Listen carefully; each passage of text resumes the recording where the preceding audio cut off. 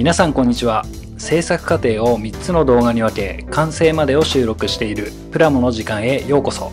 今回は青島ハイラックスサーフ、ドアのパカパカなどインテリア完成までをお届けいたします。最近覚えたドアのパカパカですが、今までは勇気が出なく1枚のドアまでしかできなかったのですが、今回はリアと両サイドのフロントドアをパカパカしていきます。早速まずはドアの切断から。タミヤの 0.15mm 超高ブレードを使い、ドアの筋を彫り込んでいきます。何度か彫り込み、裏面を確認。彫り込んだところがだんだん透けてきますので、それを目安に彫り込みを進めていきます。ドアパーツの角部分以外を貫通させたら、長谷川のエッチングソーでそれぞれの角を切断。切断面はペーパーヤスリで320番から1500番まで徐々に番手を上げ滑らかに整えておきます。切断した両サイドのドアとリアゲートの内側にはインテリアパーツを取り付けますので、付属のバスタブ型パーツよりドアと同じ要領で切断し整え、作業完了です。次にプラ材を使いドア開口部の受けを増設していきます。ドアを切断した部分はこのままですと受け部分がないので固定ができません。ですのでしっかり固定できるように増設していきます。リアゲートの下側とサイドシール部分はタミヤのプラ角棒 3mm をカットしたものを接着。リアゲート部分はさらに取り付けたプラ角棒の両端に 0.8mm の穴を開けたプラ角材を取り付け、ヒンジの取り付け部分とします。接着した部分はシアノンで補強。そして残りのリアゲートサイド部分、両ドアのサイド部分には 0.5mm のプラ板、A ピラー部分にはエバーグリーンの 0.5mm のプラ板をカットしたものを接着。両ドアのセンターピラ部分はドアの角度と同じになるようにあらかじめ手で曲げて角度をつけた上で接着していきました。こちらもシアノンで補強しておきます。続いてボディと切断したドアがしっかり開くようにヒンジ部分を作っていきます。ヒンジは内径 1mm、外径 1.4mm のステンレスパイプと 0.8mm の真鍮線を組み合わせて作ります。ドアが回転する仕組みはこのステンレスパイプをボディ側に固定し、パイプに通した真鍮線がくるくる稼働する形です。まずはリアゲートから。ゲートの幅より少し短めでパイプをカット。カットしたパイプの切り口は潰れてしまうのでペンチなどで元通りにしておきます。続けて 0.8mm の真鍮線をヒンジ取り付け部分と同じ長さでカットし、パイプに通したらヒンジ取り付け部分に差し込めるように L 字に角度をつけておきます。両ドアのヒンジ部分も同じ要領でパイプと真鍮線をカット。両ドアはボディの内側にドアの先端が入り込む仕組みにするので、端がしっかり収納できるように真鍮線を曲げていきました。仮で組み上げつつ何度か調整し、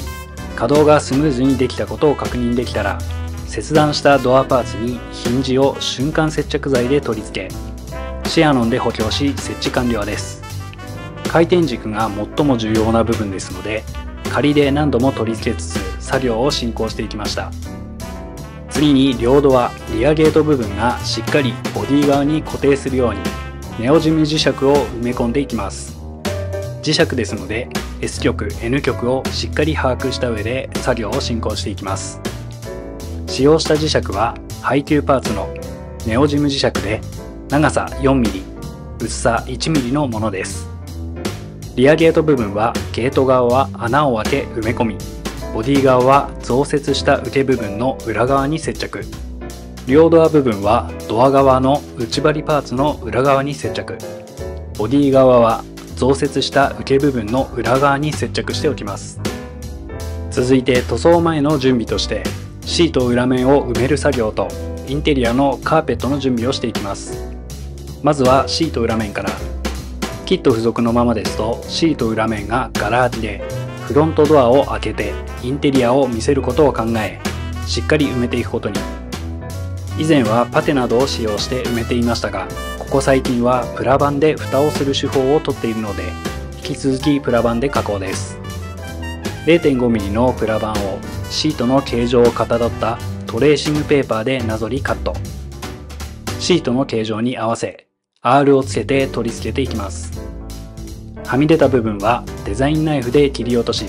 ペーパーヤスリで滑らかに調整していきます。次にインテリアのカーペットですが、今回初めての試みとしまして、ダイソーで売っているジオラマ専用の草のパウダーを敷いてみることに。カーペット特有のザラザラ感が出せれば OK。セメダインハイグレード模型用接着剤を水で薄め、カーペット部分に筆で塗っていきます。接着剤が乾かないうちにパウダーをのせ、乾燥させ塗装に臨みます。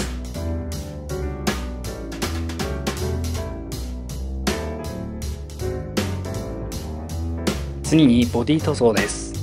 130系の前期ハイラックスサーフに当時用意されていたカラーはボックスアートにもなっているワインレッドとガンメタのツートン、アーバンロードトーニングにグリーンメタリックやホワイトなど基本的には6種類のカラーが展開されていたようです。この中から今回は僕の中で一番記憶にあるカラーのブルーグレーメタリックをチョイス。調色方法はクレオスのファントムグレーが 50%、 タミヤのピュアブルーが 30%、 RLM レッドとスーパーファインシルバーがそれぞれ 10% といったところで、ほんのりメタリックでジーンズのようなカラーのブルーグレーを目指しました。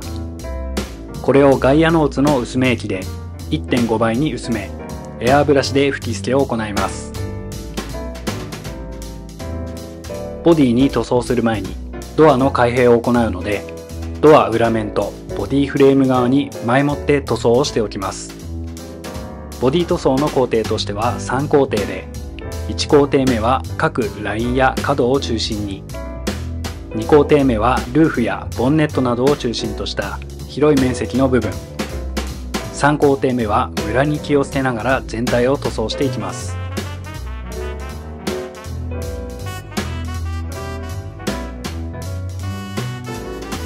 次にエアブラシを使用した塗り分けを行っていきます。塗装の順番としては、下回りパーツの塗装やメタリックパーツの下地として、まずは一番量が多いブラック系、そして次にシルバーなどのメタリック系、続いてその他のカラーとなります。またメタリック系の塗装工程では素材の違いを演出するため、マフラー触媒部分はフラットアルミ、エキゾーストパイプ部にはクレオスのスーパーチタンを塗装、ホイールはクレオスのスーパークロームシルバー2です。インテリアはグレー系でまとめるべく、ミディアムグレーとジャーマングレーのツートンで塗装。最初にミディアムグレーを塗装し、マスキングを経てジャーマングレーを重ねていきました。パウダーの接着が乾いたカーペット面もまんべんなく塗装していきます。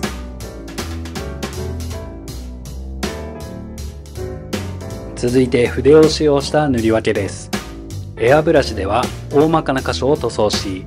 筆では細かな部分を塗り重ねていきます。ブレーキディスクとミッションケースにはエナメルのフラットアルミ、ホイールキャップとダッシュボードパネル内はセミグロスブラックを入れ、グレーとのコントラストをつけます。内張りのアームレスト部分はジャーマングレーを、ダッシュボード内のエアコン温度調整シール部分には下地にシルバー、その上からレッドとブルーを差し込んでいきました。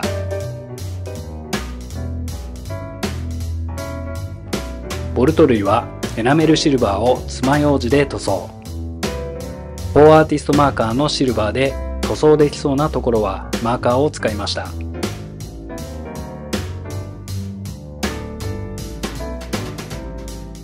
次にデカールの貼り付けです。まずはこの時代の象徴ともいえるサイドのストライプデカールを貼り付けていきます。付属のデカールを水につけ、ボディにスライド転写したら、水分と空気を筆を使い取り除いていきます。ドア開閉部分はデザインナイフでカット。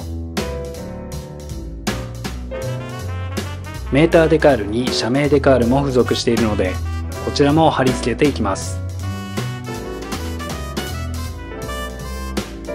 水分と空気を除去できたら、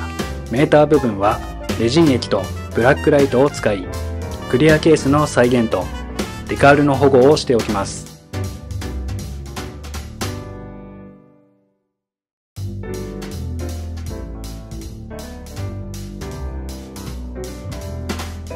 続いて下回りの組み立てです。特に改造している部分はないので、塗装も終えていることですし、ガンガン組み上げていくのみ。フロントセクション、リアセクションの順で組み立て、それぞれシャシーに取り付けていきます。モールドもかっちり再現してあるので、ラダーフレームの構造や 4WD の構造などが組み上げるついでに知ることができるので、組み立てていて楽しいセクションでもあります。収録外ではマフラーエンド部分に 2mm の穴を開け、マフラーパイプの再現をしておきました。